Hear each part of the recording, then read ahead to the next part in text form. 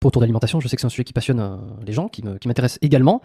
Peut-être par un autre biais, parce que j'ai envie de savoir, parmi les symptômes les plus fréquents actuellement dans notre société moderne, il y a évidemment des troubles digestifs, il y a des douleurs articulaires, des douleurs autres, et il y a aussi une fatigue chronique.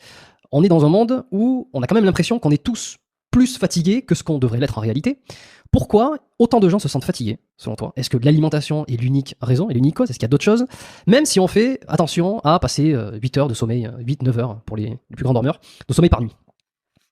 Alors c'est une question qui est pour moi fondamentale et le mal un petit peu moderne. C'est même pas le mal du siècle, c'est le mal là très sur un temps très court. Alors, j'ai beaucoup réfléchi parce que j'ai eu beaucoup de personnes qui sont venues me voir par rapport à ce sujet-là.